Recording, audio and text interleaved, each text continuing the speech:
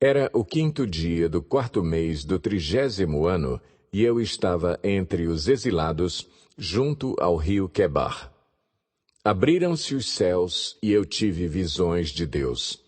Foi no 5º ano do exílio do rei Joaquim, no 5º dia do 4º mês. A palavra do Senhor veio ao sacerdote Ezequiel, filho de Buzi, junto ao rio Quebar, na terra dos caldeus. Ali, a mão do Senhor esteve sobre ele. Olhei e vi uma tempestade que vinha do norte, uma nuvem imensa, com relâmpagos e faíscas, e cercada por uma luz brilhante. O centro do fogo parecia metal reluzente, e no meio do fogo havia 4 vultos que pareciam seres viventes.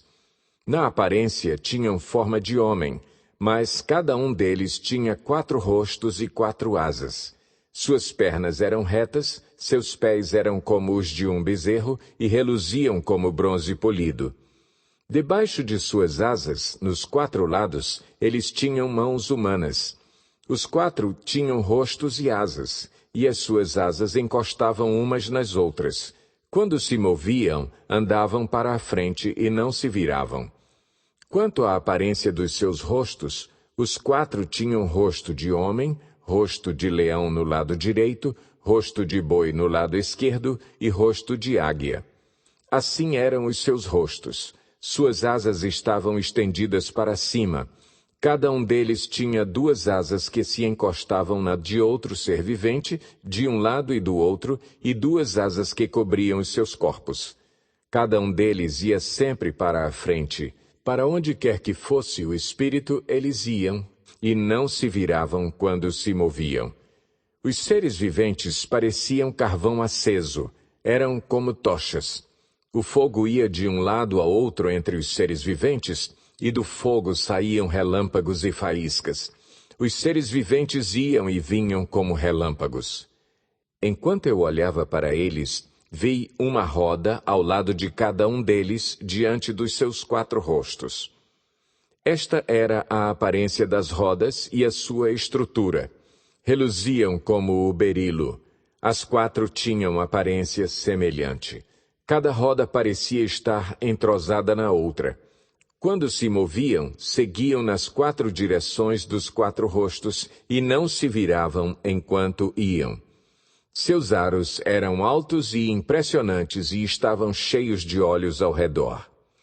Quando os seres viventes se moviam, as rodas ao seu lado se moviam. Quando se elevavam do chão, as rodas também se elevavam. Para onde quer que o espírito fosse, os seres viventes iam e as rodas os seguiam, porque o mesmo espírito estava nelas. Quando os seres viventes se moviam, elas também se moviam. Quando eles ficavam imóveis, elas também ficavam. E quando os seres viventes se elevavam do chão, as rodas também se elevavam com eles, porque o mesmo espírito deles estava nelas. Acima das cabeças dos seres viventes estava o que parecia uma abóbada, reluzente como gelo e impressionante.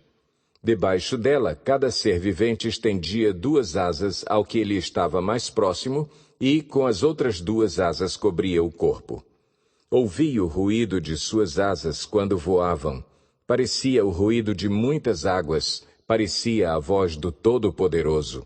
Era um ruído estrondoso como o de um exército. Quando paravam, fechavam as asas. Então veio uma voz de cima da abóbada sobre as suas cabeças, enquanto eles ficavam de asas fechadas. Acima da abóbada, sobre as suas cabeças, havia o que parecia um trono de safira, e, bem no alto, sobre o trono, havia uma figura que parecia um homem. Vi que a parte de cima do que parecia ser a cintura dele parecia metal brilhante, como que cheia de fogo, e a parte de baixo parecia fogo, e uma luz brilhante o cercava. Tal como a aparência do arco-íris nas nuvens de um dia chuvoso, assim era o resplendor ao seu redor. Essa era a aparência da figura da glória do Senhor. Quando a vi, prostrei-me rosto em terra e ouvi a voz de alguém falando.